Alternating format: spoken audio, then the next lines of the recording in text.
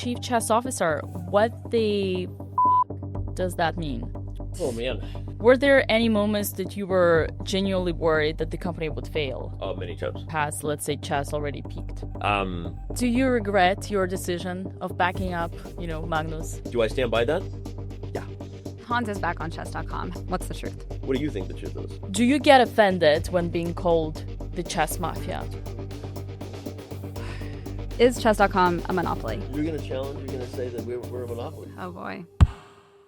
Welcome back, everybody, to today's video. In today's video, we are having a very lovely guest of our Over the Board podcast, Mr. Chief Chess Executive Officer, Danya Rensch. Danny, Thank you for having me. That was quite the intro. welcome to the show. Welcome. Thank you for having me in the city. As you said, this is your city. Yes. The Queen City. The chess capital of United States. Apparently, although you have to be careful if you say that. So, because everyone in St. Louis is afraid of Joy Bray. I'm not, but you don't want her letting you know that St. Louis is the capital. So, I'll sure will elaborate on that a little bit more. But Danny, Chief Chess Officer, what the f does that mean? oh man, I wish I knew. It's a made-up title when you try to describe someone who, shares executive duties with Eric, who's the CEO and co-founder. Two co-founders, Eric and Jay. I was made honorary co-founder coming in a little bit later than them, but partly the story there is because everybody very quickly thought that I was the CEO. And as the face of the company and as the chess world exploded, it just became easier to come up with a way to give me what felt like a co-CEO title without actually having a co-CEO. That's the very short version of how we made up that title. But, other industries have this. They have like chief basketball operations. What does that mean, right? Chief chess officer is, I guess, probably comparable. So Yeah. One of my marketing clients, actually, she calls herself the chief gift guru.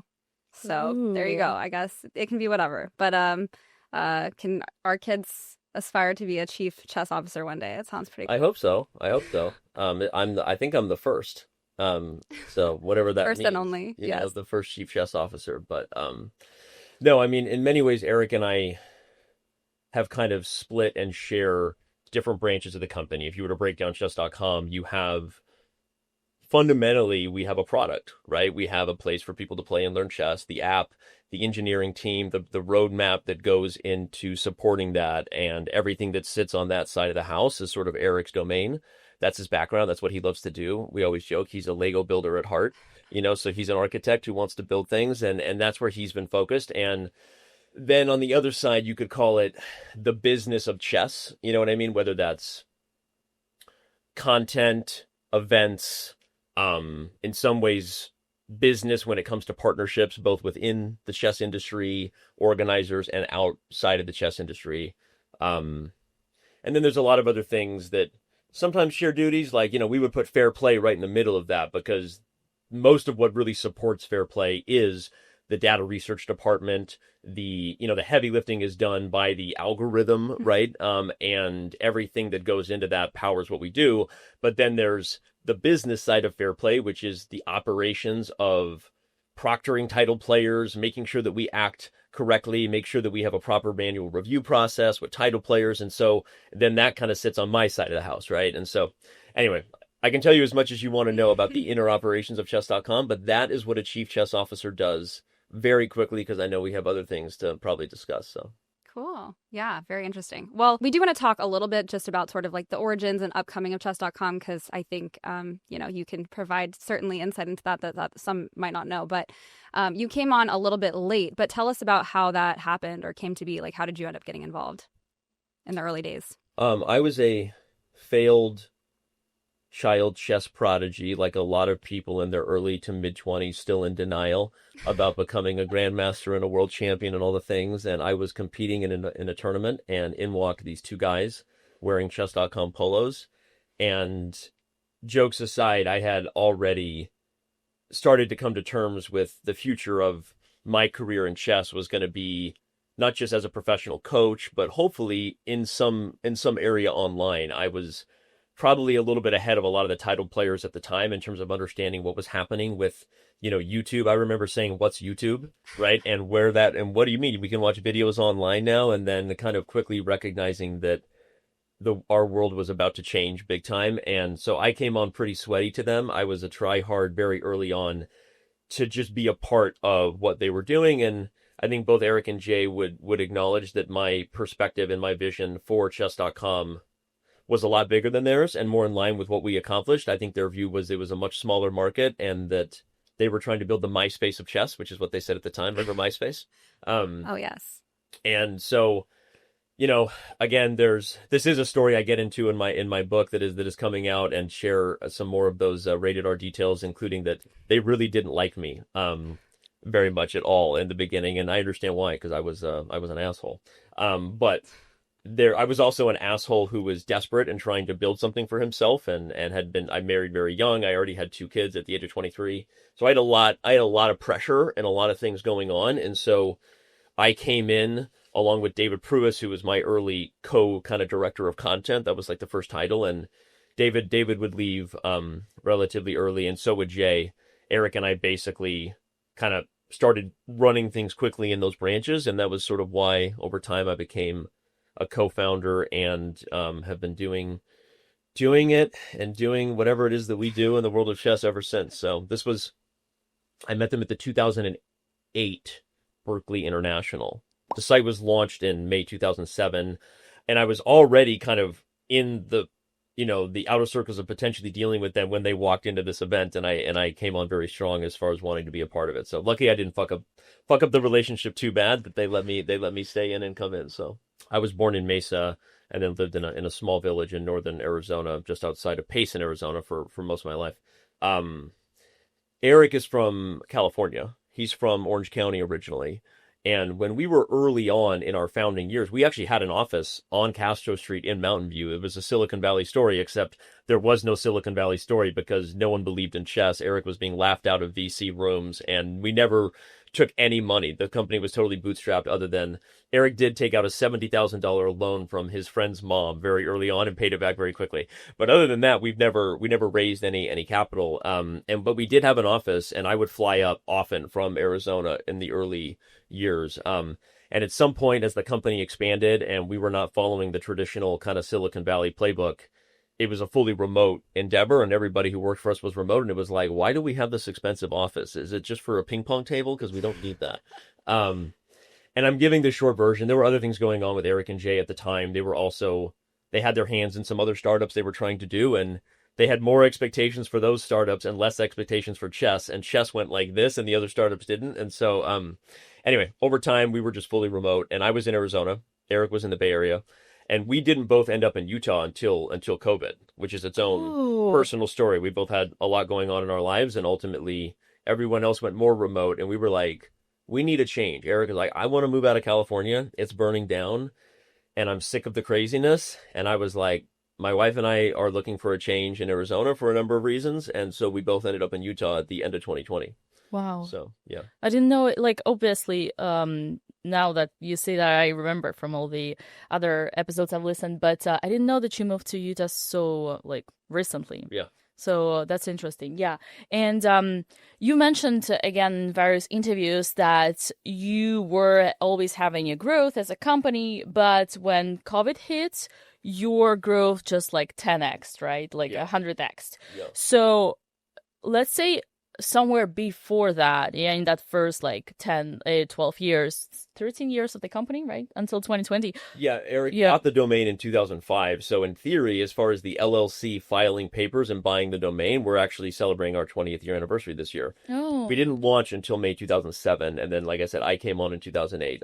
So depending on your exact timeline, 2007 would be the 20-year anniversary of our launch. But Eric got the domain at a bankruptcy auction in 2005, just before he was entering into Stanford Business School. So yeah, that's its own story. I'll let him tell it. Someday he'll be on your podcast. I'll let him tell that. No. Yeah, I was actually going to ask, like, no VC funding. And I mean, back then, this was like, I guess, could you call it like the .com boom era? Yeah, but it was after the first boom collapse. Okay, That's okay. one of the funny things is there were so many .coms. In fact, KasparovChess.com was intending to be the first chess.com. A lot of people don't remember that, and depending on who I'm talking to, I was laughing when I was talking with Anna Kramnik, and she visited a couple weeks ago that she's so young. I was 17 when she was born. She was born after the .com bubble. I'm like, I'm so old.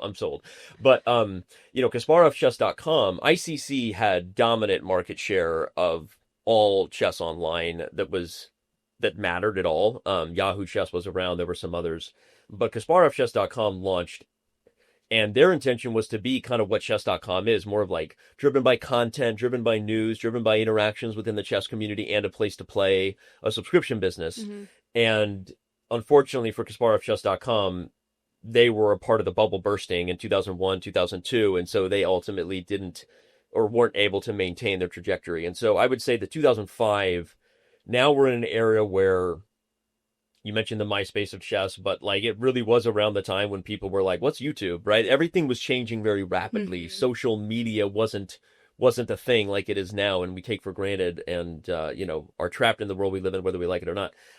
But yeah, so I would say it was a little bit after the first kind of like boom rush Mm-hmm. and the bubble and a bit of the reset. Then people were kind of rebuilding, and in hindsight, maybe that was one of the things that worked out as far as people being skeptical about chess and the market of chess and what chess.com could be, because a lot of people had been burned by that boom and the bubble, and a lot of money was lost around then. So in hindsight, I never thought about that. Maybe that worked in our favor that happened. So yeah. Because today, a one-word.com domain is hundreds of thousands, if not millions of dollars. I think every one-word.com domain is a seven-figure domain before you build a product. Yeah. The power of the organic traffic grab is so powerful, right? And when you type in chss.com, Google asks you, did you mean chess.com? Yeah. Right? Yeah. And that tells you the power of what the domain is. And at the same time, there's a lot of things that have to be done around that. And especially with the mobile first boom, inherently having a domain name actually has almost no power in that space. You have to have an app that is getting positive reviews, and to be surfaced to the top of that, we're not talking SEO anymore, which is search engine optimization. You're talking ASO, which is app store optimization. And what you have to do to optimize that in many ways has nothing to do with your domain. So that's actually been, I think, one of the secret wins that we don't talk about a lot and don't flex a lot. But I think our understanding of where that was going, especially that's around 2010, smartphones are booming. Everybody has the power of the world in their pocket. We were very early in recognizing that our domain lacked almost no power in the direction of our world. And so getting on top of ASO and investing in how your app is surfaced first, especially when people are paying very high CPMs. Look up chess, and we're not the first one because someone's paying for that spot, but we are the most organic one, right? Yeah. We are the first one actually listed based on app usage and App Store ratings, and getting there actually takes a lot of work. And that was probably one of the things that we did best in hindsight. Just to quickly touch on that. That's nice. So I guess where we're heading with this is, let's say those first 15 years until COVID, were there any moments that you were genuinely worried that the company would fail? Oh, many times. I mean, okay, failure is a big word, right? In terms of, there's failure and that the company is not going to be profitable, that we're not going to be able to invest and build our dreams, and that we can't afford to pay everyone's bills. And so you have to review, OpEx and evaluate like staff size and all that stuff. And you have worries as you're growing. Were we ever not optimistic on the potential? I would say no. There were some very dark years in terms of, bungling our site rewrite. There was this epic period of what any OG will remember as V2, V3, where we fucked up just about every possible thing imaginable and cost ourselves millions of dollars, not just in developer resources and time, but branding. I would say our company's view in the online chess community took a huge hit over these few years because a lot of people thought we were like absentee CEOs collecting a paycheck and we didn't give a shit. And if anything, the opposite was true. It was probably the only time in our history where there was a little bit contentions even between like me and Eric and other leadership, because there was a lot of stress. In hindsight, we did the hard work and faced the music in terms of what we needed to do, and then invested appropriately in the direction of content so that when the boom came, we were we were in the right position. But yeah, there were all kinds of tough times and all types of server crashes, all types of existential crises around cheating and whether we could keep up with it. So for sure. Well, we'll talk a little bit about that too. And I'm assuming you dive into sort of the journey of that in your... Yeah, it's funny because most of my book is centered around my life, only because the original manuscript that I submitted to Hachette was 230,000 words. And if you know the average memoir is 80,000 words, I submitted a Lord of the Rings trilogy, right? Which was not ever going to fly, but we knew we would have to make some serious cuts and kind of some editorial decisions. And ultimately, Hachette, believed in my story and believed in people's interest in that, it being much broader than the chess community, was like, look, this is about Danny's life and the unique journey that got him into that spot. And so there's certainly a lot of success that chess.com experienced, and we want to understand how that uniquely tied to his weirdly traumatic childhood. But this is a book that is like needs to be 80% Danny's life, 20% chess.com versus what was 50-50, but needed to be 200,000 words, right? So the final manuscript is on the longer side of a memoir, but down to about 120,000 words, so in a much better spot, much shorter than a lot of crazy epic memoirs like Barbara Streisand and Will Smith. So I feel good about where we landed, but there is high level stories around chess.com, not as many of the rated R details. Maybe that'll be a second book, who knows. So fast forwarding to kind of current state of chess.com, we already alluded to the fact, I mean, this is no secret, that there was a huge chess boom in 2020. There is a Netflix documentary that's coming out soon that a lot of people are expecting are going to sort of reignite this wave for chess. Are you optimistic that that's gonna bring a lot more people to the chess community, or kind of? I would describe my state of being as optimistically indifferent. I'm optimistic in that, I'm an optimist in general, and I certainly believe our world is fascinating, and I think we have a lot of unique characters, and some of the stories that have happened over the last few years have been, some in showing our game and community in a better light than others, and some have added more gray hairs to my head than others. But I'm also like a little bit, I'm focused on the things that I know we can control, and our community has already benefited from, and in some ways been subject to so many black swan events we didn't see coming, that I don't know how many more we can have left. I'm very optimistic that the best days are ahead, and that the generation that is working hard together now, the collective, the royal we, all of us, I think will be looked back on as the group of human beings that revolutionized the game. I feel very proud of what we've been able to do, and I think everybody in their own way is like helping to that, even though sometimes for all of us in the middle of the bubble, it can feel chaotic, it can feel like the scale is too much, people have different perspectives on what's happened and where we're going. I try to maintain a bird's eye view as much as I possibly can, both for my own mental health and where you find your space, and you try to meditate and remember the zen of focusing on what you can control. But I'm very optimistic that the best days are ahead. I just don't know exactly. I don't know whether I'd bank on the Untold and the documentary that Netflix has been working on, and that, I was a part of, along with Hans, along with Magnus, and along with whatever other characters they decided to go with. I'll be curious what happens there.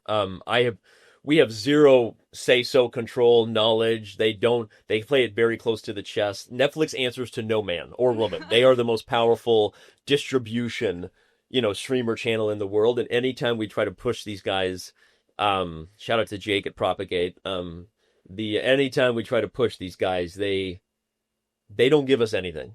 So we're all on the edge of our seats. I have no idea how it will be framed. I have no idea where they'll lean sympathetically or what they're trying to do. I think Untold has a very good reputation of providing what they would call water cooler content. They're not there to take sides. They're there to properly explain and hopefully tell the untold story from the people who were actually involved in the scandal, not everyone else's opinion. Sure. And so that's why both myself, Magnus, and Hans all had to sign exclusivity agreements, but they've waited so long that now we are kind of, everyone's getting a little impatient and everyone's talking about it. So we're probably, I don't know where we're at as far as honoring it, but I'm not gonna talk about it. Don't worry, Netflix. Everyone will see the show soon, and when it comes out, I have no idea. We'll see. So, but I don't know what kind of boom it's gonna have. Maybe it'll be a fascinating thing for all of us who were a part of it. I say that as hopefully I have no idea what it's going to look like. Maybe it'll be the start of more booms, but I don't know. So, Do you think realistically it's possible to achieve the boom that we had, or has, let's say, chess already peaked? I don't. Well, we look at a lot of the data in this regard, and what's fascinating about chess is that I don't think the term peaked is fair for what the data and what the global growth of the game looks like. And so, we have a chart here, and I can, if you don't mind, I mean, I'll send it to you guys, and you guys can do the thing right now where as I'm talking, we'll give you an image, and it might be fascinating for you to see the booms, because I think what people don't know is that the booms started right around COVID and had nothing to do with the Queen's Gambit, had to do with things we had kind of put in place when the world went online because of COVID, in terms of Pog Champs, in terms of the streamers community, there were these booms. And then the Queen's Gambit had this big boom, right? But every time we boomed, we've maintained, right? There's a little bit of a reset, but not really. So we went from getting 40,000 new members a day to, at our peak of COVID and PogChamps, 400,000 new members a day. That dropped down to 120 for a while. Then Queen's Gambit comes and it doubles again, right? And then fast forward through 2022, which was probably a big reset year. Then the cheating scandal happens at the end, and the end of 22 was when it really picked up as far as coverage goes. And then that also was timed very well with what we've referred to internally as the short form content boom, when the creators really understood that they shouldn't be focused on the short-sighted view that short form content doesn't monetize, and recognize that short form content is the new medium. Frankly, let me see your phone for a second. People love this. And I said this because it's one of the things I take pride in. The reason, and I remember telling Levy, you're being short-sighted because a human being doesn't hold a phone like this. A human being holds a phone like this. Yeah. And they swipe. There's a physical evolutionary reason why with our thumbs that the short-form content boom was here to stay. And that it had nothing to do with whether you monetize the community. It had to do with how people were going to consume content. And chess, in many ways, I would argue, I didn't see any of the questions. We know what you were doing. Chess, I would say, is perfect for the highlight reel generation we are moving into, right? Because it's hard to watch 7-hour shows, but it's awesome to see Levy scream the rook, I guess, right? And then as long as we're growing, then more people will get into long form content, right? And so I think chess, if you look at the spike, that was actually our biggest spike ever, was 2023. Wow. So way after COVID, way after PogChamps, way after the Queen's Gambit, and even maybe on the heels of the cheating scandal, but not totally. And so I think diving into where the industry was headed was another thing where we were all kind of ahead of the game. And now, as we sit today, chess.com gets somewhere between 100 and 140,000 new members a day. So again, yes, that's not 400,000, but it's a lot. And one thing we've learned about chess is that sometimes it struggles with exposure. It struggles with people thinking chess isn't for me. I'm not smart enough. It's not accessible. But once they get tricked into it, they tend to be very sticky and they tend to stick around. And so, again, what comes next as far as exposure, whether it's Untold, whether it's other things, I don't know. But I don't think we are close to having peaked about where the chess world is coming. I mean, Magnus banged a table recently, and we saw another boom during a seasonal period where we almost never do, because in the summer, it's historically one of the lowest points. People are outside, less people are playing chess online. Chess does have a little bit of a seasonality as far as, the subscription business and the overall kind of interest in the game. But we don't even know what to make again, because here we are with another Black Swan event that none of us asked for. And whether people like Magnus or not, he gave us this moment that has led to another boom. And we've seen what happens when that happens. And so I don't know. I mean, I heard a stat the other day that was seen by 1 billion people. India has 600 million of them by themselves who are probably seeing the video in chess. But that's crazy, right? And so anyway, I don't know. I don't know whether the booms are stopping, but I know that whatever chess does to keep people around, even if they don't think of it, it's working. So you mentioned chess has always somehow struggled with exposure. Can esports bring us this opportunity of, hitting that mass product status? I certainly think so. It remains to be seen how many more people in the broader gaming communities can come to the realization that they are also a chess gamer, a chess enthusiast. A big part of our strategy early on Twitch and YouTube before, the creator ecosystem was built and everyone does what they do, was the belief that we knew that they were chess enthusiasts playing Hearthstone and World of Warcraft and any other game online like Magic the Gathering that was being streamed, even more then. We knew they were chess enthusiasts and they didn't. And we built or went after the idea that if the chess category could get more exposure, we would be siphoning off and grow the game that way versus just seeing originally content was to serve the current community. Content became a lever to grow the current community.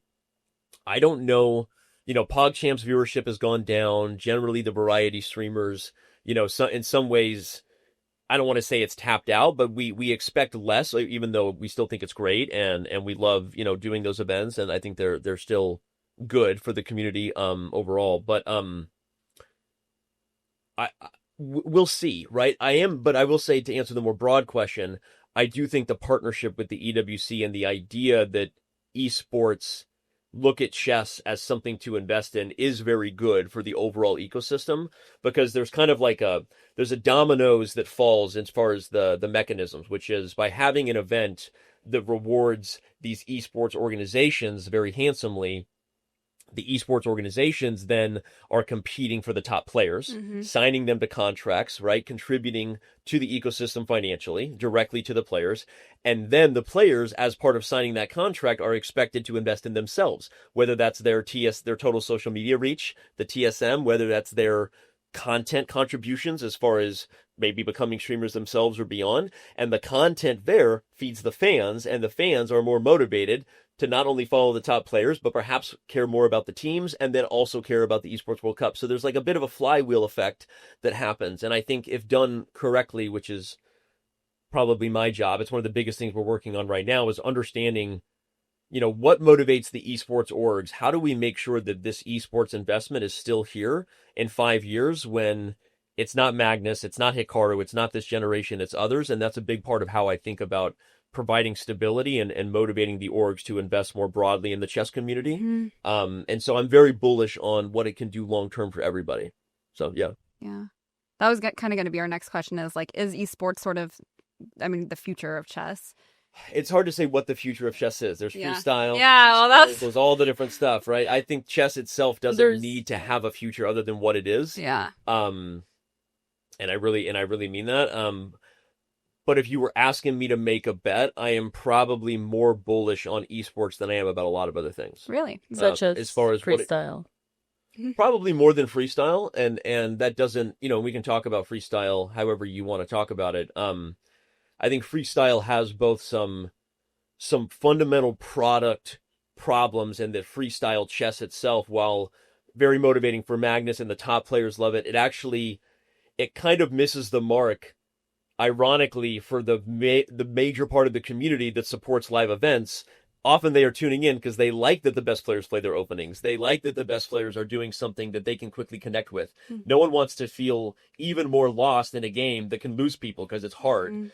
And so I actually would argue freestyle as a brand does a couple things very well. It serves the top players, and I don't think beginner players inherently look at a chessboard with pieces set up differently and don't realize it's chess. Like, they optically understand that it's chess. So as far as the potential to grow the game, if they could break through large audiences and keep the top players motivated, I like it. But the big middle area that tends to drive viewership and then therefore drive maybe sponsor dollars and things online, they have an uphill battle. So that would be my answer on that. And I think there are obviously other things that have happened recently in the Vegas event and stuff, but I think Jan-Henrik Butner is super passionate and should deserve a lot of credit for his willingness to invest and the motivation they have to do stuff.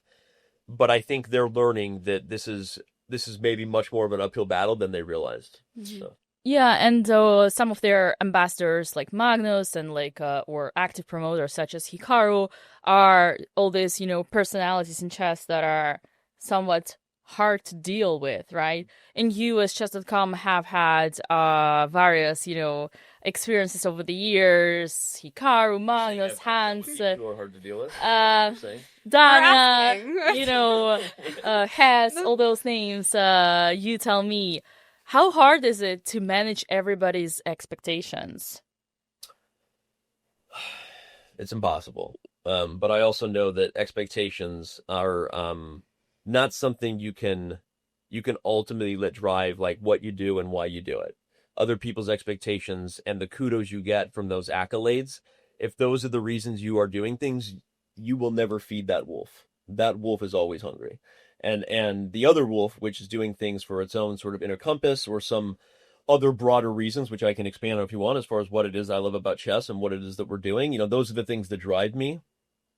I have had the job, partly because I've known these guys forever. I grew up with a lot of them and accidentally fell into a position or grew into a position of managing their expectations and managing stuff. I've dealt with a lot of difficult things, but I would actually say that difficult conversations, and if you want to classify a difficult person in a moment, is often difficult because they're, one, super passionate, and also they feel a great sense of pride and purpose in what they're doing. And if you ask me whether I would want to deal with people who are motivated and strong-headed and opinionated about what should be done for chess versus people who are indifferent, I would take that every single time, even with the times where we do disagree on things. But one thing I learned very early on in my marriage, and I say this because I've taken it into my work marriage with Eric, which is that agreement and commitment are not the same thing. And a lot of relationships fall apart because they confuse the two. Mm-hmm. You can be committed to the same goal and have the same ideals for what you want for your kids and fundamentally disagree on the path to get there, as long as you're willing to have a conversation, compromise, and or where appropriate, be open that you were wrong. I take that into every difficult relationship I have. And Eric and I have not had a single day where we probably didn't disagree about something at chess.com. And I would argue that I probably disagree with, I don't agree with everything Hikaru has said recently about freestyle, but I also acknowledge and agree with a lot of things, right? I don't agree with everything Fabiano has said. I acknowledge and agree with everything. But I would argue that when I talk with those guys, we remain committed to our love of the game, a lot of hopes about what the future can be, and what we think should be the quality of the product and the integrity of how to maintain the North Star of what chess is without wrapping a ribbon on the elephant and pretending that it should be something different.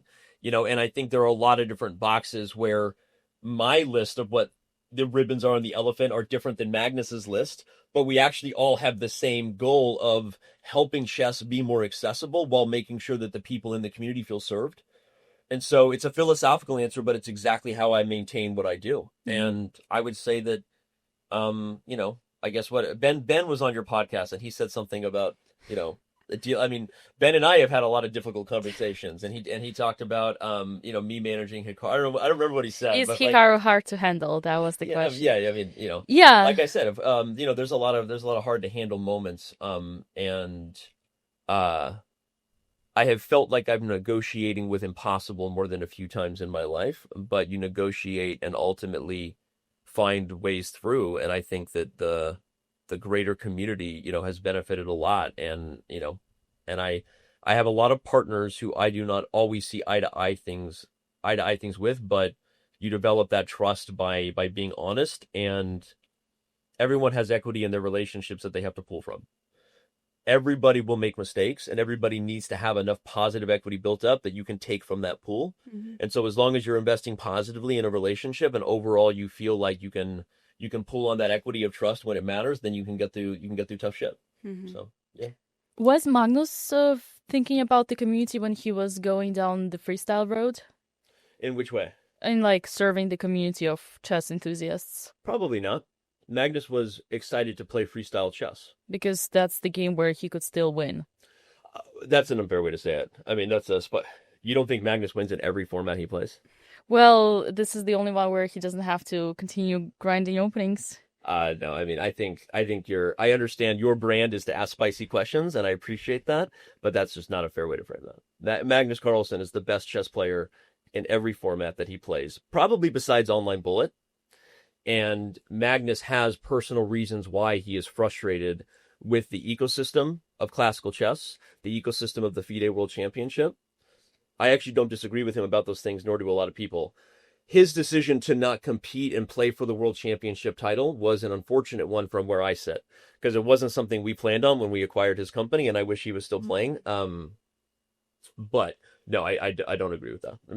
Magnus, doesn't want to continue to play classical chess, and he doesn't want to prepare openings, but not because it's not where he's still dominant. It's not where he's motivated. Mm-hmm. So, well, he's bored, clearly. yeah, I think that that's a fair way to put it. But boredom and his ability are two different things. Now, here's the problem I have and why I'm frustrated with Magnus's decision. We want to see the passing of the torch, the dethroning on the board. We are all chess fans. Nobody wants to fucking see this shit. No one wants to see the debate of who's the best player in the world and, you know, someone winning the title in a vacuum with Ding Liren winning the title. Nothing against Ding. I love Ding Liren, and Ding Liren in 2019 on record, Robin and I doing Sinkfield Cup commentary where Ding Liren beat Magnus in the tiebreaker, one of the most exciting events still ever covered. And Robert and I were both like this guy could beat Magnus in a match if it started tomorrow. Not to say he would, but he could. Mm-hmm. But there's no denying that Ding Liren is not who he once was, or that he didn't come to win the world championship title, and where we now have Gukesh, who's amazing, and he's the future in so many ways, along with a lot of things from India. But there is zero denying that the world championship title is in flux because of Magnus choosing to acquiesce the throne.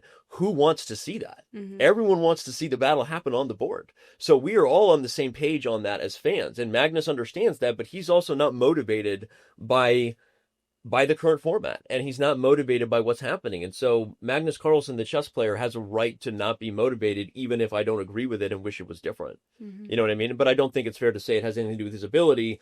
But the problem is this: unless something changes, we will not see the battle we all want. We will not see Gukesh dethroning Magnus in a world championship title. That ship has sailed. Mm-hmm. And so we will forever look back on this period in time with a bit of an asterisk. Right, a bit of an interesting how that went down. So and maybe unfair to, Gukesh, perhaps. That he didn't have the opportunity. I don't know. People obviously say that he's not really. Well, we won't get into that. Well, he's not the best player in the world. Yeah. But here's the thing about Gukesh. He doesn't need to stress about anything but focusing on what he can control, because he might not be the best player in the world now, but by the time he defends his title in 2026, he very well might be. Yeah. And so I think Gukesh is doing fine, and I don't think it's unfortunate for Gukesh. I think Gukesh has benefited from it, and also it doesn't mean he may not have become world champion, but, we had a unique thing happen from 2022 until now. There's no denying that. And so, but we will forever have conversations and always look back at this time with a bit of an asterisk. I don't think any of us can avoid that. Yeah.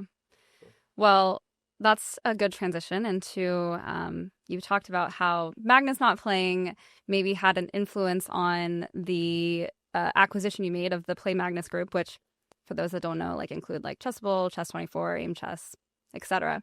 And this was all going on at the time of the Hans Niemann cheating Sinkfield Cup drama. So was this acquisition, did that motivate you to take Magnus's side in this whole debacle? I could parlay this and say we talk about this with Netflix, which we do. Mm-hmm.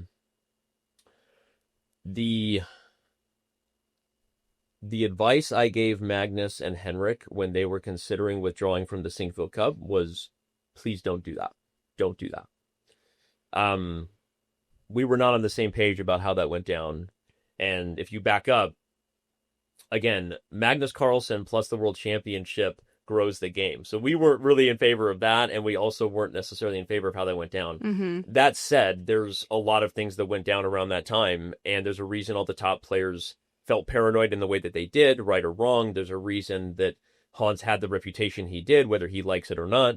We talk about this in the Hans Niemann report, and I think I can hold two opposing truths at the same time, with the inevitable comments on the internet from people who don't want to do that. But I think it takes social EQ to acknowledge that the reality is I can say every word of the Hans Niemann report is true, and I regret what Magnus did. Also, I can say I wish Magnus hadn't done that, but I understand and I remember and was living in what the environment was and what was going on in terms of Hans's reputation. And I can also say now, I want the best for Hans, and I agree that what happened was unfortunate, but I can say that and stand by to some degree, like what chess.com did and what I felt we had to do in the middle of that explosive, crazy thing. And doing the Hans Niemann report was a bit of a reflection of the information that we had and the struggles we had to navigate that. So that may not be the answer people want to hear. I do write about this in my book. I talk in very great detail about this and about my side of it and about what was going on behind the scenes. I think people will be interested to know how far back my relationship with Hans goes. There's a lot there that people don't know. And then Ben Mesrich is writing a book that apparently the movie rights have been bought by A24, so there'll be a continuous cycle about one of the most interesting, crazy things that ever happened. I saw something the other day that the 2022, they do like the audits of the biggest stories in the zeitgeist of 2022, as far as TSM, total social reach. Number 1 was the Queen dying. Number 2 was the cheating scandal. In terms of what happened with Elon Musk, and it was covered everywhere. That's crazy. It was ahead of total zeitgeist conversation of the Ukraine invasion by Russia. That's how big that story was. It's absolutely crazy, and you don't get like movies and books and stuff happening unless something was genuinely explosive and difficult to deal with. And I was in the middle of that, and it was very difficult to deal with. And I'm giving you more because, to be honest with you, we can talk about more Hans stuff, whatever, but I'm answering the whole environment with this question to just say, like, it had nothing to do with the acquisition. If anything, it was a super unfortunate situation, and the timing of it was something that actually cost us a lot of stress and a lot of money and a lot of time to navigate the accusations of conspiracy by Hans that were never true. And that was a really difficult thing to deal with. But just like, even if people don't agree with me, they will learn that there was nothing malicious, there was no conspiracy. Even if I wish Hans hadn't claimed conspiracy and cost us a lot of money to defend ourselves, and there was a Department of Justice investigation people don't know about, we dealt with a ton of stuff. I also have compassion for him and understand why he thought that. Like, I can totally have compassion and understand why he said what he said and what he thought he was implying to, even though it cost us a lot, and I really wish it hadn't happened because it was never true, and it made the whole thing harder. But I can also say I understand why he did that. And people maybe don't agree with how we handled it, but as all the information comes out, and it will be out on Netflix and it will be in my book, I think people will look at it and go, all right, well, some might have their opinion changed and go, okay, I get it now. Some might have already agreed with it, might be reinforced, and others might say, no matter what you say, I have a dogmatic view of this. And I get it, because you don't get water cooler talk and an untold Netflix and a bunch of people wanting to do movies unless everyone agrees that shit was crazy. Like, that shit was crazy, and it was wild, and that's what happened. So.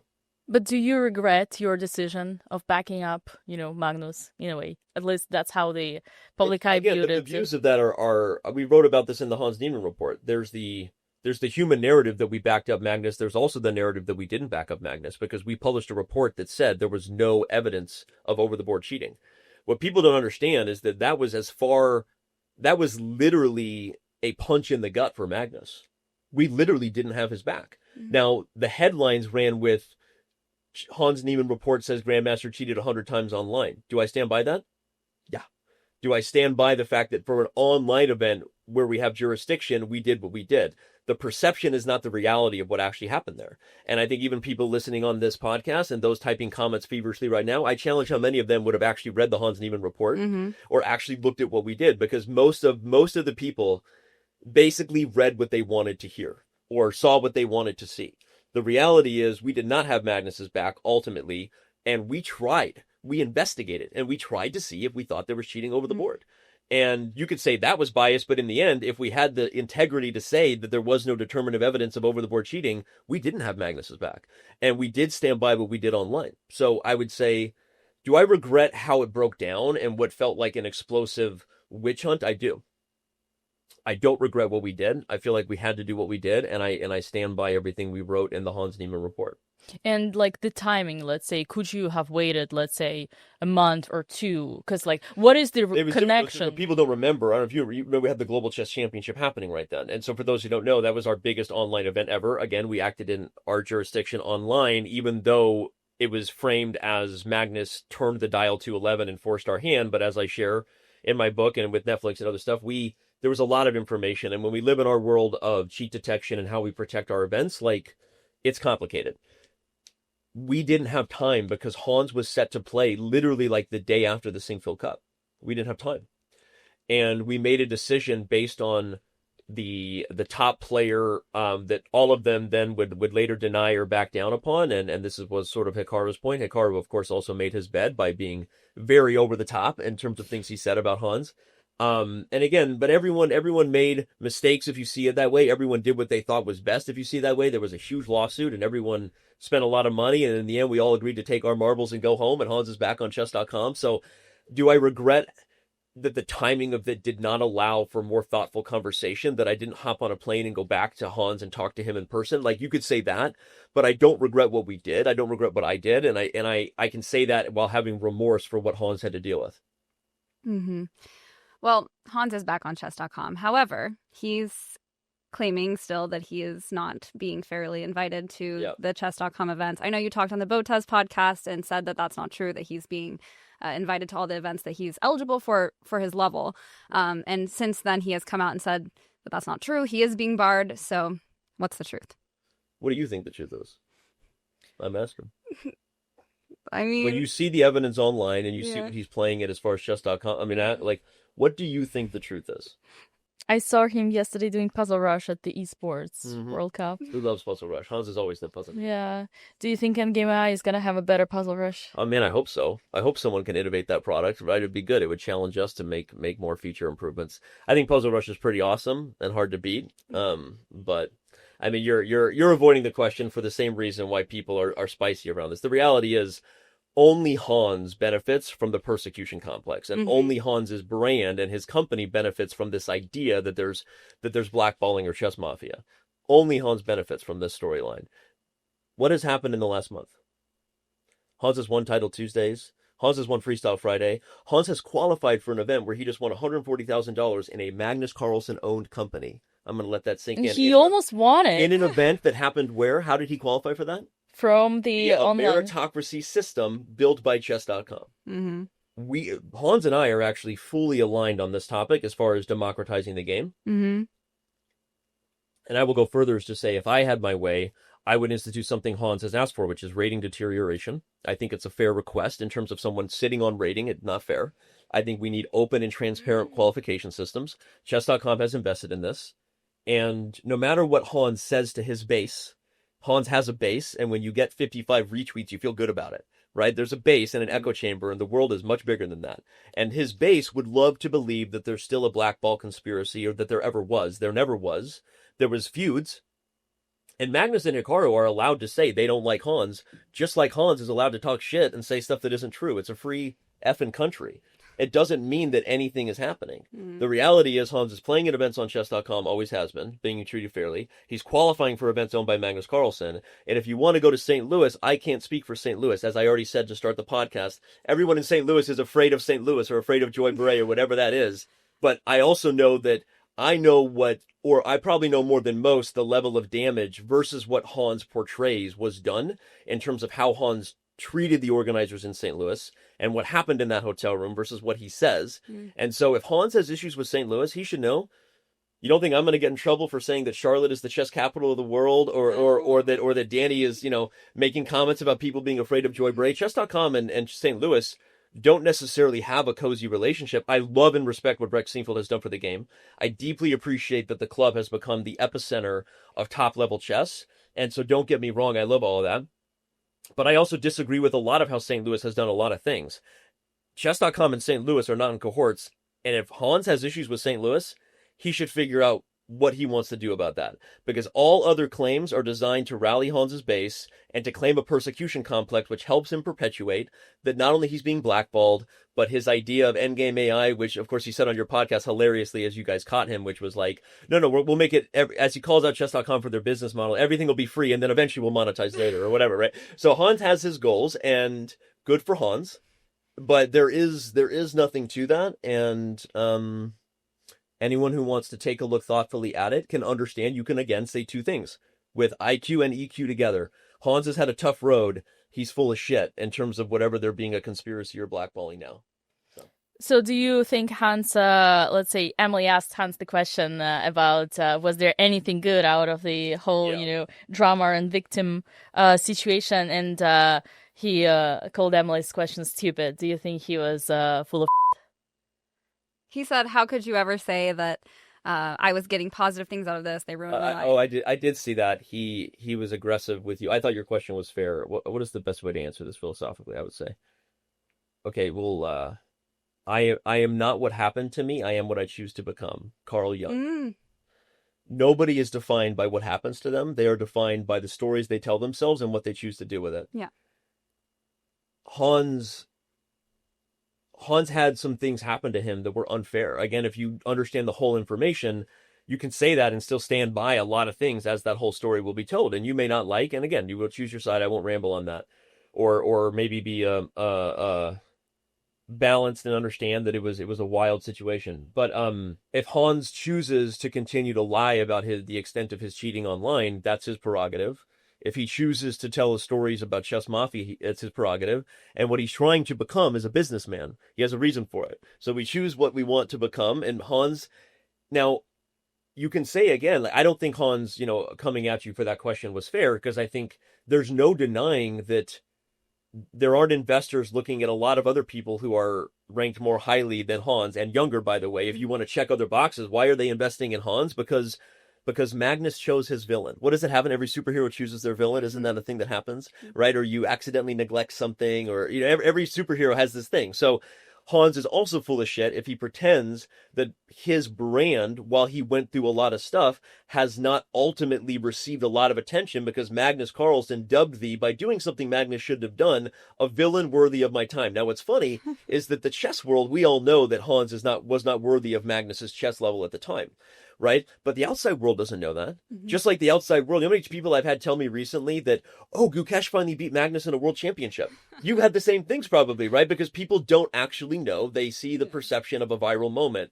And so Hans was dubbed the most important villain to some degree, whether Magnus wanted to or not. That's what he did. And the outside world has seen it that way ever since, including a lot of investors and a lot of whatever, right? But Hans has his motivations, including, they say every great businessman has to have failure. So good thing that he already got GM Hans out of the way, right? That failure. And so now he's got Endgame AI. So maybe he's on his way to doing whatever it is that he's going to do next. But nobody benefits from the storyline of choosing to deny things that people would probably just forgive him for if he just said it, as far as acknowledging. And there's a reason I denied it, but the Hans Niemann report, as far as online stuff and over the board, it did both things. It was accurate and cleared my name. Mm-hmm. But he's never going to say that. Just like he's never going to acknowledge there isn't a chess mafia, because he has a reason to try to become what he's becoming, which is to stand by this idea that there can be a rivalry in a business as the villain to Magnus Carlsen and as the spokesperson against the chess mafia. So that is the truth. I think anyone who looks at it and understands what's going on sees it that way. But also, Hans has a base, and we like listening to people who agree with us, so Hans is going to rally that base and beat that drum as long as it benefits him. And here we are. So just to highlight, Hans did not get his success thanks to his chess level. I mean, chess level has nothing to do with why people invest in chess companies. So, now, he might get the investment because of his passion. Hans is very passionate, and he does have a mission that he's trying to accomplish. And by the way, he's a fucking damn good chess player. He's super talented, right? And so those are boxes that I think people would care about, but I don't think it's fair to attack you for the question, and I don't think framing it as like, only hardship. We all have had hardship in different areas of our life. We are what we choose to become, and we are the stories we tell ourselves. I can say that and acknowledge that what Hans went through was unfair. He was a kid, and there's also a lot of things he had already done in a world that I've said many times. You can't celebrate chess prodigies and give young people access to win money against top players and not hold them accountable if they cheat. You can't have your cake and eat it too. We are a world that rewards people and gives them access at young ages to compete in the best chess events like possible. And chess.com provides big infrastructure for that. And I can say that and stand by how we handle when people cheat, even when they're young, because we also handled it very compassionately, very privately, and I would do it again. Mm-hmm. I would do everything I could to help Hans right the ship. And Hans has said himself that how I handled that helped him greatly. Now, eventually I became obviously an enemy, But it's only for the cameras. but at the same time, and I get it. And I understand, why Hans feels betrayed. And what Hans doesn't know is I still know the extent of how much he's lying. And I'm maybe one of the only people who does. So he can not face me about that or not. And so we'll continue to move forward as long as this is the game we're playing. So. Oh boy. Do you get offended when being called the chess mafia? At first I did. And it definitely hurt my feelings. Anytime a new form of insult comes along, I mean, I'm also a human being, and there's it's not true. And of course, it's hard to acknowledge when things bother you given your position, because people don't give a shit and they don't want to give a shit. And a lot of people will have perspective and give opinions under the veil of anonymity or not, without really knowing the information, let alone the human beings in terms of what's going on. So it does bother me, and it's probably sad that so much of the hate has become white noise, because it just tells you what you have to do in order to continue to do the thing you do. And but I would say that it can be just as dangerous to surround yourself with people who blindly believe in you because you represent something for them that isn't even about you. They see you as something that they feel righteously angry about or justified in some sort of thing. So blind support can be just as dangerous as blind hate. And one of the things I've come to terms with or peace about is that great hate can't come without great love. And that's not a secret way of me saying anyone who hates me loves me. What I'm saying is they perceive me as having some sort of influence or some sort of power over something they love.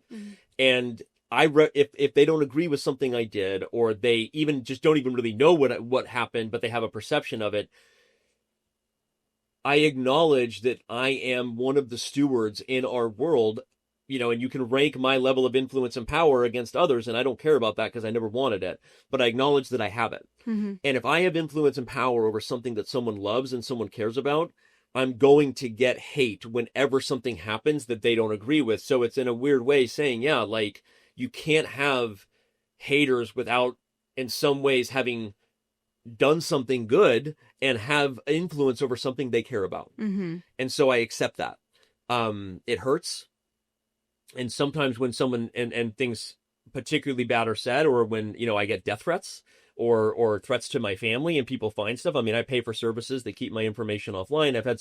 We've had some really tough things that we've dealt with. That is shitty, but it also comes a little bit with the territory in a unique world, where people can feel like they know you and they can feel very connected to something, and they don't know you at all. And they don't know what you've been through, and they don't know what you're doing or why.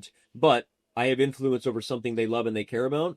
They perceive me as representing something in some way. And there's more consistent, outspoken haters on Twitter who also don't know me and don't know anything. There's more consistent, outspoken ones on Reddit, depending on your platform or YouTube. And I take the heat, and also know that if I was letting accolades or hate drive my mission, that wolf will never not be hungry. So I don't do it for those reasons. And that's the best way to handle it. So Mafia sucks. There is no Mafia. But, Not even St. Louis? No, I would not. That's because I'm not Hans, and I'm not going to use that term. I don't think it's fair. So no, I don't think there's a Mafia in St. Louis.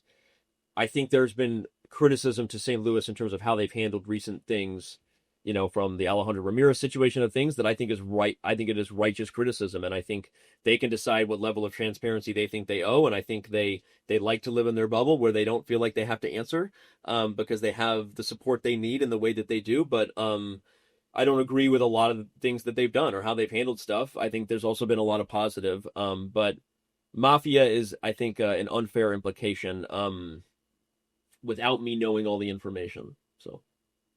And how did you say the great hate, with the great hate comes the great love, or what was your phrasing? Somebody cannot have great hate unless they have great love on the other side. And it doesn't mean they secretly love me. What I was saying is I represent influence and power over something they love. And I get that. So is that the reason why many of your ambassadors, or people you support and sometimes write the paycheck, talk shit about you? Probably. They do. They talk about me. They talk about chess.com. I think if there's anything that's evidence that there is no mafia, I mean, like, look, we're all in a business relationship, and I think a lot of us are friends and care about each other, but we're all doing our best part to grow the game and to get the best support we can, just like you do, and we're trying to do what we can to support at scale everyone's expectations, which is hard. Yeah. I mean, Ben talked about this a lot, right? And I think that Ben is a really sound voice of this because a lot of people saw just how critical Ben was of me and chess.com, not just during the cheating scandal, but in general. But didn't he say on your podcast that he considers me a friend? Well, he also said that you are the one who, who like contributes to his, salary, or like, let's say, gives the opportunities that him being like a So partner I'd streamer rather and let stuff. other people speak about it than me. Yeah. And, we're doing the best we can. It is hard to match everyone's expectations. Everyone else's job, your job is to be selfish. My job is I can't do that. I have to think about all of you, and it's okay. I don't even say it in like a dick way, but that's the truth. You're selfish. You're selfish. Ben is selfish. Hikaru is selfish. Botez is selfish.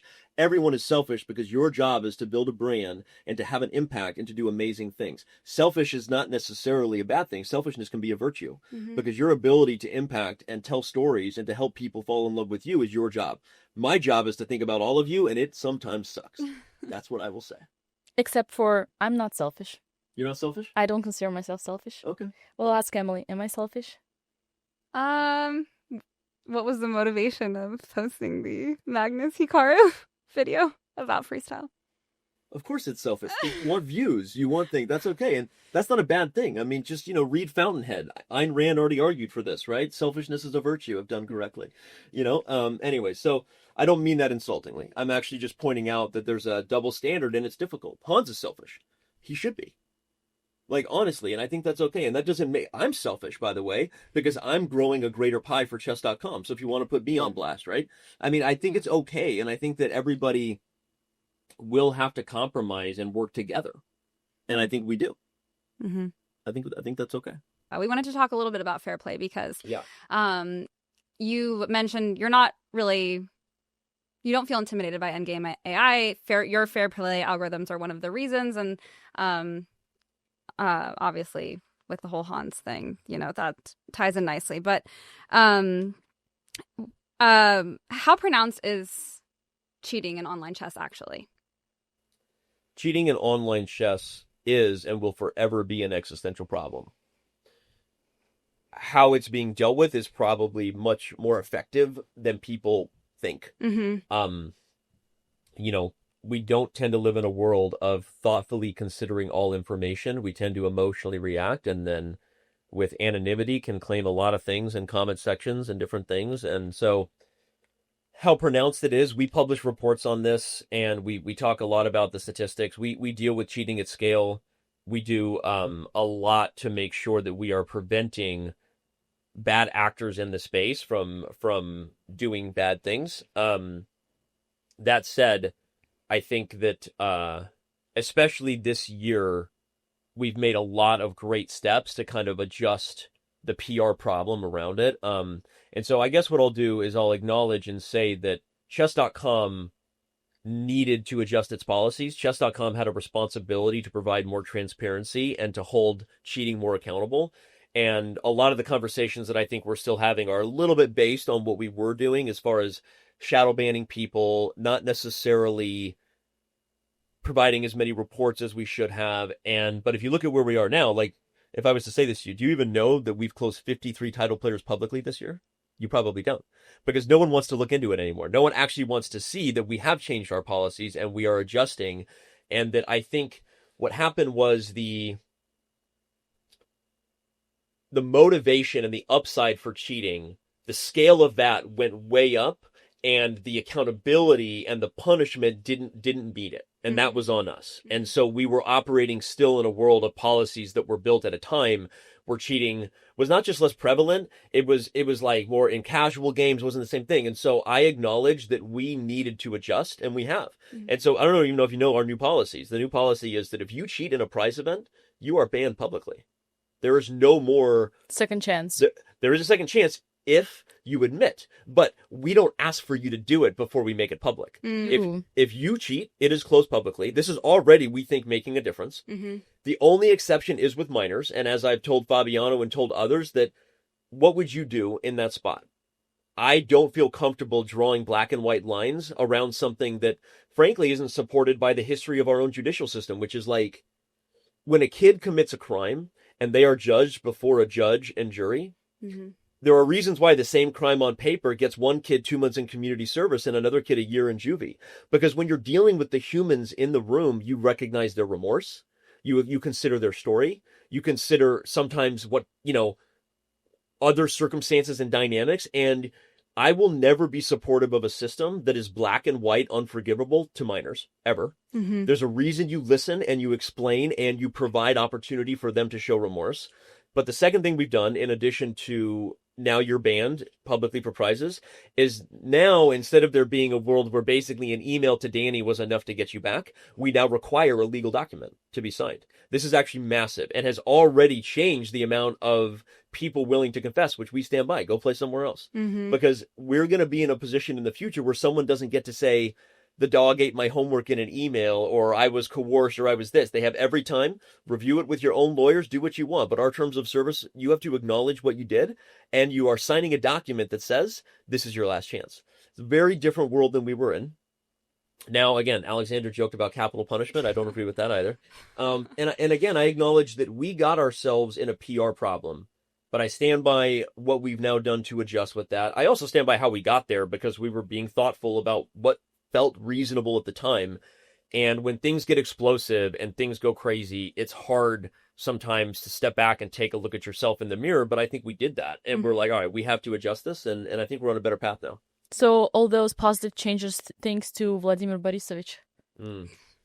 Not at all, actually. I would actually say that which is Vladimir has contributed very little positive to the chess world, which is super sad for a childhood hero of mine.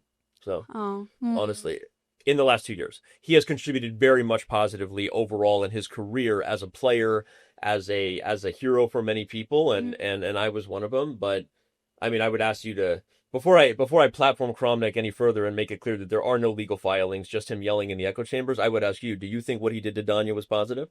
Do you think what he did to David Navarro was positive? Do you think what he did to the 13-year-old he accused, which is what actually got him censored on chess.com, was positive?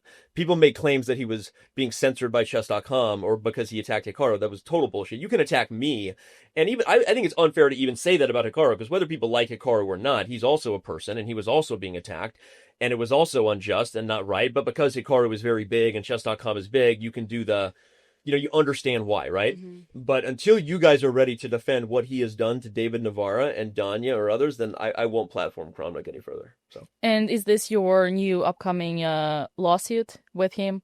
No, there is no lawsuit. No, he is not actually filed, and I would know because it would come across my desk, regardless of what he likes to put on social media for perception. There is nothing, and there's no merit to it, which is why there's no lawsuit. So. Well, you mentioned Danya, what Kramnik has done to him. Do you regret how you handled those cases whenever Danya was under the fire? How do you think I handled them? So, let's say you have your people, such as Hikaru and Danya, and you have other people, and you try to treat everybody fairly. But let's say, removing Danya from the latest events because he didn't have emote only and stuff like that. Do you think that was like... Oh, so we're asking specifically, but I thought you were still talking about like Kramnik or something. And I'm like... Yeah, all that. So let's say Danya has been suffering a lot through all this, Kramnik accusations. And that he's clean. But yet you wanted to treat him equally as others, so... I don't know how much of that stuff... Do I stand by how we've been handling it? Yeah, I think I do, and I can say that while also validating that Danya's criticism for the process was fair. I think what he said on the C-Squared podcast, and I can talk about that specifically if you want. What I'll say is, first of all, I am confident Danya's clean. And probably the number one and number two people of cheap reports run on them at our company are Hikaru and Danya, by the way. And we are consistently in a world where we're making sure that no one is getting away with that stuff, at least as far as we see it. So, and if any of that ever was whatever brought to a legal court or needed to be a part of some sort of discovery, people would see just that. And the level of rated R ways that the internal cheat detection team treats everybody is something I'm very proud of and know that will stand up. The situation with Proctor and emote only mode, that's, Danya was right and fair to criticize the lack of communication, and that there's currently a world where there are people on Proctor and people who aren't on Proctor. Like, that's not fair if you just want to say it optically. Then I would ask anyone else in the world to consider, how would you handle rolling something out that is potentially of material impact in the fair play world, knowing that you will encounter bugs, you will encounter performance issues. Anyone who's ever ran a business or pushed a product live know that you have to operate in some level of beta stage. Mm-hmm. And then what do? You get feedback, you review, you iterate, you improve. In that process, there are human beings doing the work to build a product, and they make mistakes as far as communication goes. And so here's what actually happened with Danya. And by the way, Danya and I have had a lot of emails back and forth, and we're on good terms in all of those regards. And Danya has said as much when he talks about it. He's like, this is not an antagonistic view. This is him sharing where he doesn't feel like it was fair. And here's what I'll say. Danya, until very recently, was still a full-time staff member at chess.com on the broadcast team, doing other stuff. Danya is still a full access Slack member in our company. Mm-hmm. So when we were rolling out Proctor, Danya opted in and volunteered, and he said as much, which, by the way, was awesome. Like, thank you, Danya, and everyone else who did that. And he has been super helpful in helping us test and iterate, because we can track and be like, this is too slow, this is whatever, right? What happened was, in March, we thought so he opted in probably around January, February, right? In March, we thought we were close to this being live, and we talked about it on State of Chess. And so at that point, Danya and anyone else is like, all right, this is awesome. So I've been helpful, and we're all about to be on it. And we ran into some serious setbacks in terms of bugs we encountered, especially as we were operating at first very much just focused on the Proctor software. Then we started having streamers use it. Mm-hmm. And it was like, we have to get better, faster, more powerful, right? Mm-hmm. That would make sense.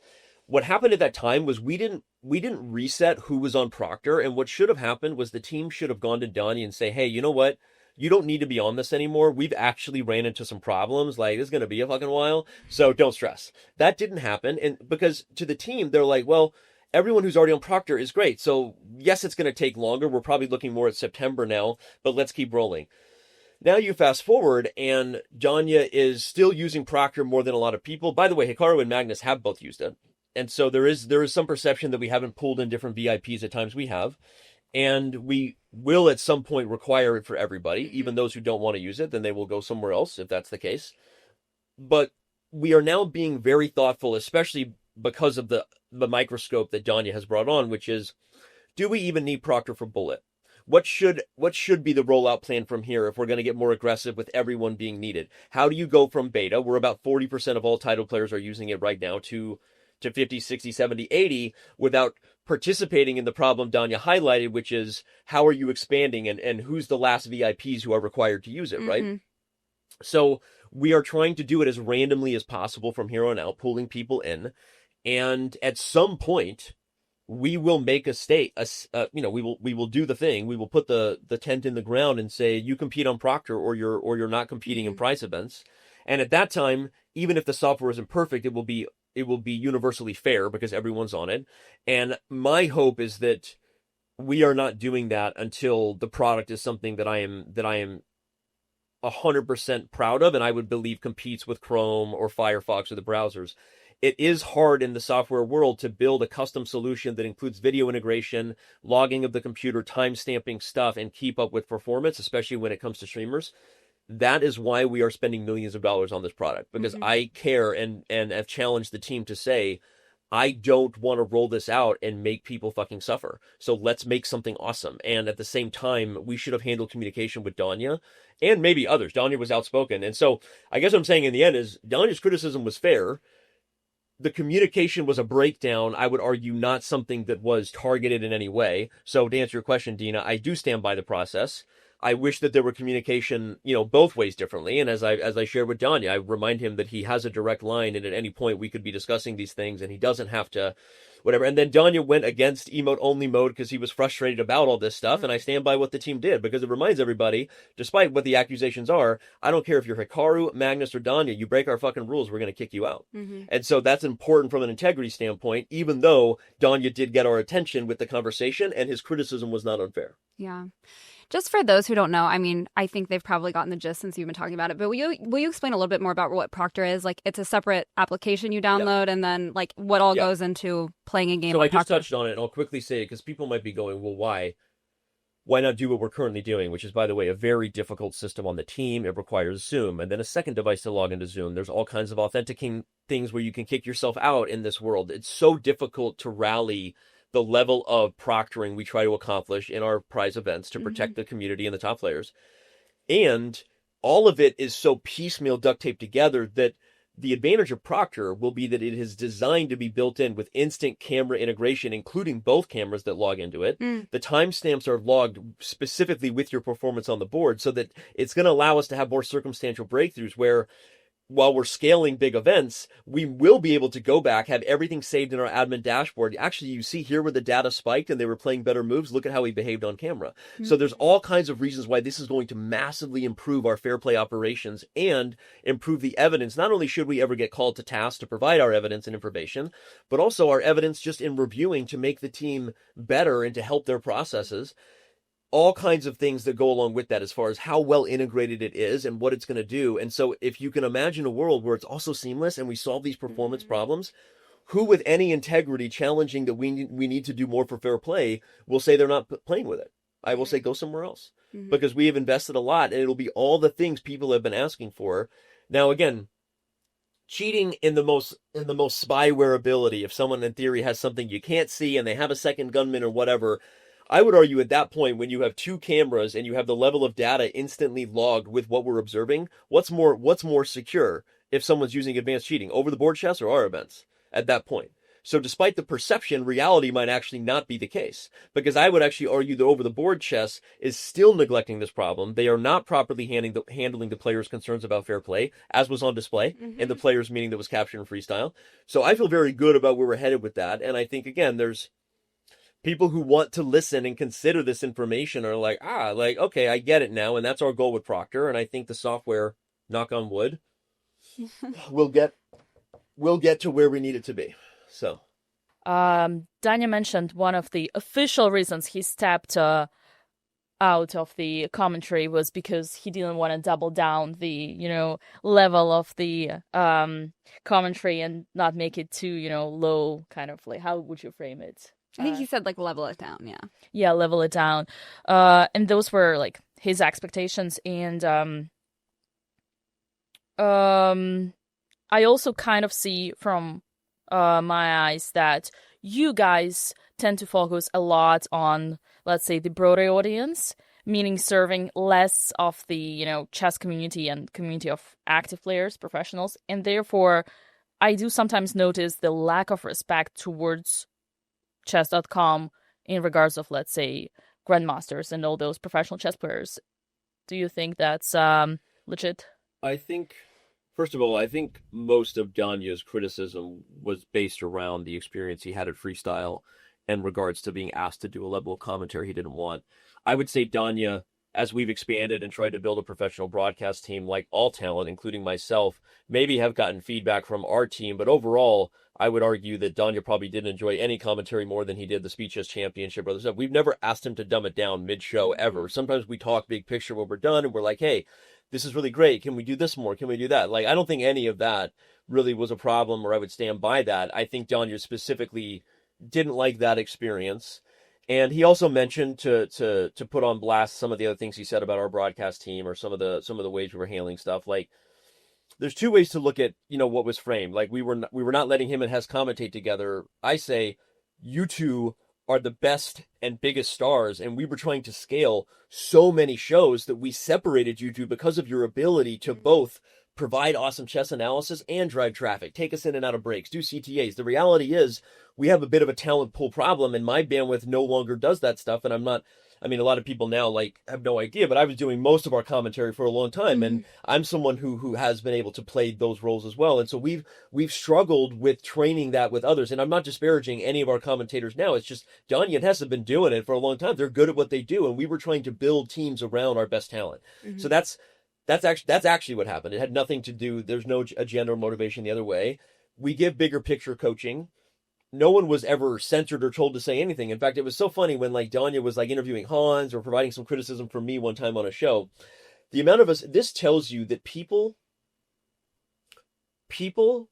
can only imply and project the motivation they would have if they were in your shoes. And I'm going to let that sink in, because a lot of people who don't want to hear that should be looking in the mirror.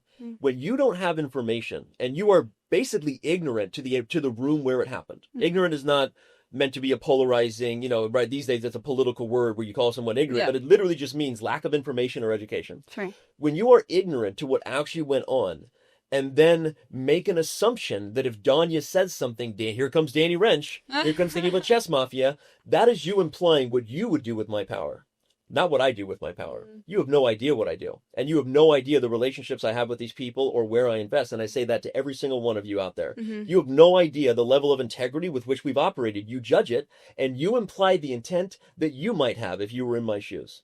You have no idea what's actually going on. And Danya himself defends me and says that I have never censored him in those areas. I can give coaching on feedback, and he's allowed to disagree, and I'm allowed to say I disagree with you. It doesn't matter, right? But like, that's where I go with that. So like, people to imply that, or that there's some sort of power grab or some sort of thing, maybe you should think about what you would do if you had power. Maybe instead of accusing or throwing the shoe and see if the president ducks, maybe think about it that way, because you actually don't have information. Yeah. That's what I would say. Prior to that, Danya appeared on our podcast and talked a lot of things about chess.com, including when everything just started with the Kramnik accusations and how chess.com reacted in that regard. Like, I remember you guys wrote a warning to Danya, warning, and stuff like that. And and by the way, if some stuff of it is not public, we don't have to share it, but we can cut it and remove it. But I obviously know what Danya said exactly. I watched it back then, but and I will not, out of love and my relationship with Danya, I'm not going to talk about all the things we talked about, because he's also, as he said on your podcast then, going through a lot, and he's had his own mental health things going on. I can say that because he has brought it to the table. That said, there are two things that happened there. One, I do believe the team messed up in terms of letting the tail wag the dog in that moment, as far as Kramnik going into the archives, framing something that Danya did, making it look worse than it was when it was part of a speed run event that was ultimately supporting his fans. And it was a long time ago, right? The team also was looking at it and trying, because when you're in that spot, you have to treat everyone fairly, just like we kicked Danya recently out of the event. So you're trying to treat everyone fairly and deal with Kramnik, who was banging the drum. But what they didn't properly consider, from my view, and I can say this because I gave this feedback to my team privately, was that given how long ago it had been, the warning to Danya could have been delivered instead of, hey, here's a warning and we're considering some sort of suspension because you did break the rules. It was a violation of the rules, even if minor. It should have just been like, hey, we had this surface to us.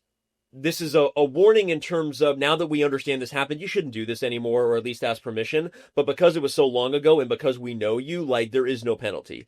That communication, without getting into the specifics of the email, I think didn't come across well. So to Danya, it felt like we were putting him on blast for something and taking Kramnik's side. But again, Danya and I have had many conversations, and he can acknowledge the next time he's on your podcast that I believe he has been made to feel good about what happened there. And you can acknowledge that human beings made mistake in the communication, even though they are trying to operate not treating anyone biasly to the claims and accusations of Kramnik, right? And so, I think what the team did should have been handled a little more effectively in the communication. And Danya is good to be told, hey man, especially because of the temperature of all this, you can't do that even if minor, but there's no suspension because there doesn't need to be any suspension, and it happened in this way. And I don't think that communication landed as well as it could have. So, yeah.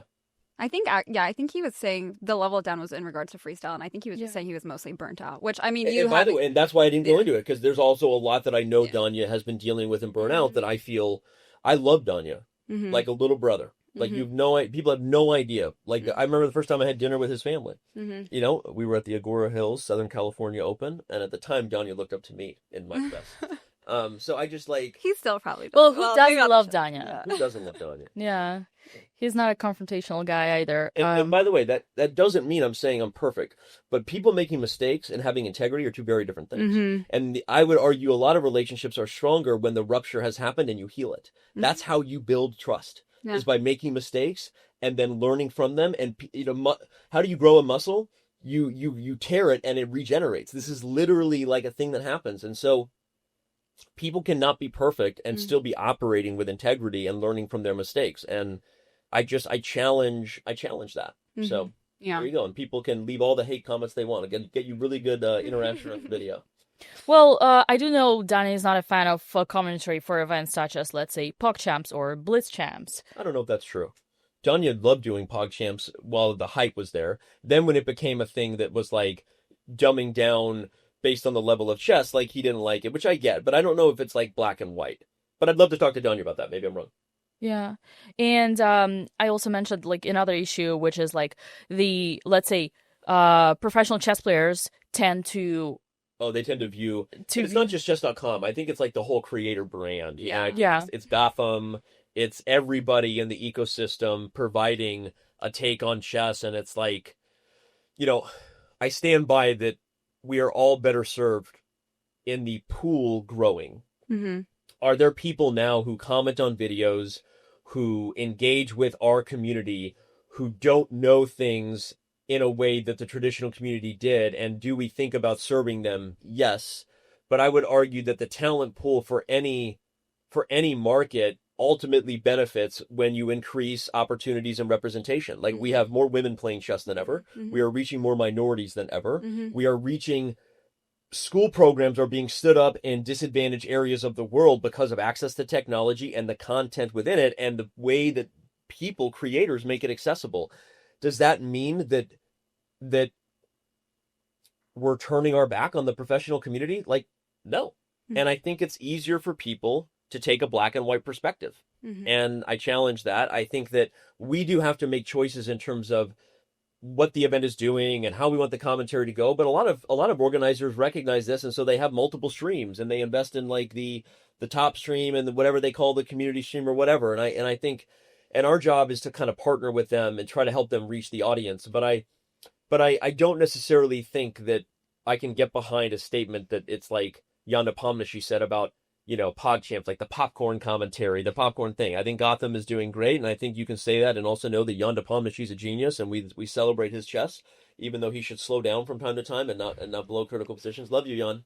Well, he was also one of the guys you wrote a paycheck for, like at least a year when he was going after Magnus. For a while. He was wearing your logo at the match. We hadn't acquired the PMG group, and we needed someone to have a chess.com logo against Magnus. See how grateful he is. I don't know. I think Jan is grateful. I won't. Jan and I also have a lot of back and forth, and we disagree about a lot of things. We have a difficult relationship like others in terms of some ways, but I would say that I think Jan loves me and I love Jan, and I appreciate who he is and what he's doing for the community and what he cares about, even if I disagree with a lot of his perspective about it. So. Is there someone you don't love? I do tend to operate with a lot of universe. I work very hard on that because I believe you get what you put out.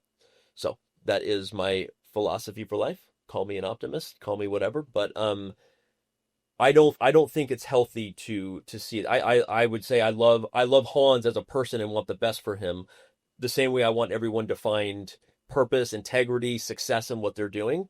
It doesn't mean I agree or love all the things he says about me or that stuff, and I don't actually have a problem doing that. I think a lot of people who have problems doing that should do their own reflection. I think it takes thought and care and emotional intelligence to hold in the hands two opposing truths. I work very hard on that, and it's not always easy, and I make mistakes. But maybe when you have kids, you learn to do that too, because it's not a perfect world, and you tend to surrender to the idea that the things you care about most are the least in your control, and that's a scary thing. And so you kind of have to come to terms with that. So. Yeah, that is who I am. That's how I think about it. Is that the heritage you carry from your religious background? yes, there was a teaching that came from where I was raised that preached universal love, along with a lot of things in terms of, a bit more of an Eastern religious philosophy, kind of Buddhist way of accepting the meaninglessness of our life. And the key to life is finding meaninglessness, fullness. Find your meaning that you create while you know that you mean nothing. You are a meaningless blip in the timeline of the universe. But that doesn't mean you can, in fact, in some ways you can be a nihilist about that, or you can be an absurdist, which is to embrace the absurdity of our existence and have a great time and bring joy and love to people. That was a teaching that was given. A lot of the problem with how I grew up was not the teaching, it was the teachers. Mm-hmm. So. Oh, well, we wanted to talk a little bit about your book and get into the sort of cult upbringing as well. But before that, I did have one more question about chess.com. Is chess.com a monopoly? Do you think chess.com is a monopoly? Some would say yes. Yes, I do believe so. You're going to challenge, you're going to say that we're a monopoly. You are a monopoly, and that's the reason why you were struggling to innovate compared to when you had, let's say, Chess24. I mean, I don't know that I agree with that necessarily. I don't agree with that. I think sometimes you can struggle to innovate because you lack the talent, you have a focus on a broader beginner set of features versus a top-level set of features. I would argue that Chess24 over-indexed on top-level features that you wanted them to innovate on, and their business fell apart, and that's why we acquired them. Mm-hmm. So you acquire a company for 3 reasons. This is business 101. We're going to go there. 4, if you would consider a 3.5. 1, you acquire for talent. You recognize that there are people just people who will make your company better, but they're loyal to another company and you need them. Mm. In that bucket, I would put Magnus Carlsen. You acquire a company for technology because they have things, you talk about innovation, they have a product that you lack. And rather than build it yourself, you recognize the ability to acquire and to be better faster, to hit the road faster. Mm-hmm. Right? The third reason you acquire a company is for audience, for market share. That wasn't really a box for us, right? We already had the biggest audience. We had the biggest market share from that perspective. I would put, under the tech bucket, I would put Chessable and courses, right? We wanted and believed in the idea that that product on top of the subscription business could help the chess world, and we could monetize that further because we have a bigger audience. So the thesis was essentially Magnus and Chessable. It came with a lot of other companies that we have divested. You should ask Simon Williams how we handled that and how kind we were in recognizing that we owned his brand and property and that we gave it back, along with a lot of others from Everyman Chess and New in Chess, and we worked out the best dealings we could, but we had no interest in monopolizing chess businesses or brands that are outside of our core goal, which was to provide a play server and a subscription business. And then on top of that, the idea that people could purchase lessons. Mm-hmm. And there's a second very just like direct reason in terms of what defines monopoly. Like the idea that we could control the growth and the interest is just absurd when you think that no one owns chess. There are actually a lot of places to play chess online and to learn chess online. We've built an amazing product, which is why people choose us. And here's the deal. The barrier to entry for one of the big 4 or 5, Google, Meta, Amazon, for one of them to enter the chess space, if they really saw our market, Microsoft, Apple, would be so fast that not only, and this is something that the DOJ learned when they investigated us during the acquisition, they checked a huge box, which is these guys are far from a monopoly, because their ability to protect not just their market share, but their own premium product that pays the bills. Because we don't own chess, we can't protect the features built on top of it, from game review to puzzles to anything. People can rip off our features. Lee Chess has made a brand around ripping off our features, making them free, and then attacking us religiously, and that's okay.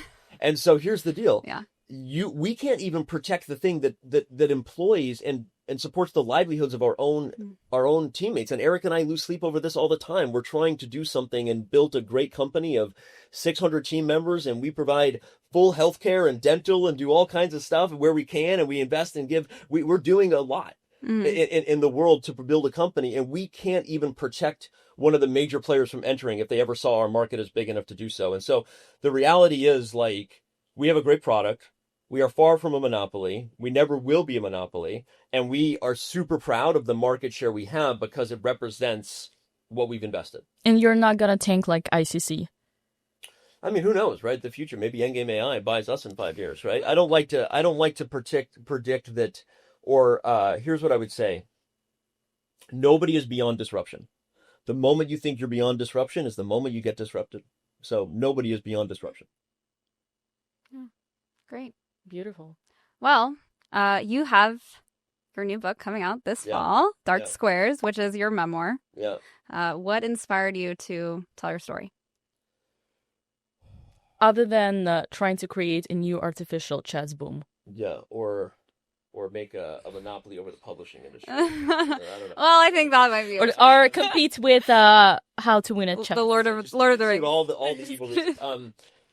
All the selfish What inspired me to do it? I was approached and asked to write it because somebody, and I will spare you that story, had learned that I had a unique journey to being where I was. That I was raised in a cult, and that at some point my chess talent ultimately led to a lot of trauma and a lot of stuff that I'm not supposed to talk about just yet. It's in the book that uniquely put me on a path to where I'm in, which is its own kind of mind fuck when you look at a story where someone did wrong by you and it was the best thing that could have happened, and here you are. So I was approached. So in some way you could say it without that sounding metaphysical or it was my calling. I was asked to write the book, and so I considered it. And then if you want to ask why, I had never really had an opportunity to bring my worlds together, that I was running chess.com while living in a cult, that I was, trying to hold my marriage together because I had developed substance abuse issues during the worst time of my life because of the trauma that I was running away from. That there was all kinds of stuff that I had not kept hidden, but never had the opportunity to share. And so when I considered why I would do the book, it was like, I'm never going to have a better shot to share my most authentic self, which I think the world needs more people who are doing that.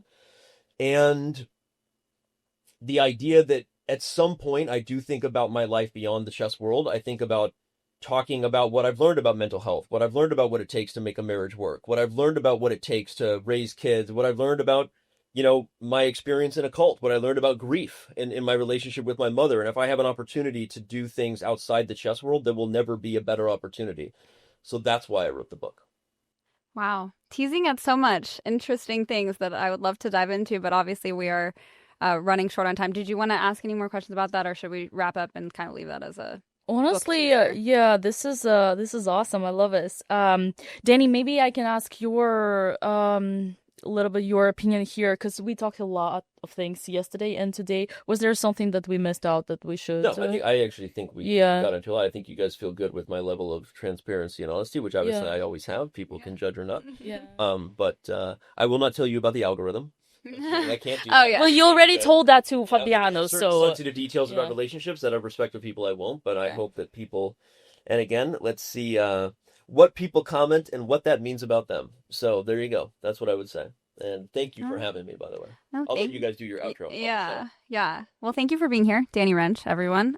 Where can people pre-order your book, or where can they find it? Where can they Chess.com/darksquares is the easiest thing. Just chess.com/darksquares. At this point, you can Google Dark Squares. I prefer people route through chess.com if they're willing to consider supporting local bookstores, which I think is a great thing for us to do in the publishing industry, rather than just going to Amazon. But you can also go to Amazon and just look up the book and buy it. But if you route through chess.com/darksquares, even if you do decide to buy from Amazon or Audible, it's a little more reflective of the support of it, and you might actually be able to find a local bookstore if you go to one of the other options we have there that the team has done an awesome job setting up. So awesome. Well, we can't wait to read it. Thank you. And lastly, the chess capital of US. I mean, let's be careful, because I think if St. Louis hears enough about it, they'll send me some sort of cease and desist, even though it's joking on social media, even though I'm not afraid. I will say Charlotte, people don't know this, but Charlotte has almost triple the amount of unique people playing rated chess than St. Louis does. Charlotte has so many unique things going for it and stars here. I think what Peter has built is incredible, and I'm not just saying that because we're here and Dina's pressuring me. Because Peter brought us waters. No. Charlotte is incredible, and I hope that chess.com is bringing more to Charlotte soon, and let's leave that teaser where it is, and that there may be events coming here. And so Charlotte is the best city for chess in the U.S. Holy shit, I did it. What? That's not the capital, but it's the best city for chess in the U.S. I did it. We'll take it. We will take it. Thank you, Danny. And good luck with everything you do. Thank you. And thank you both. Thank you. Awesome.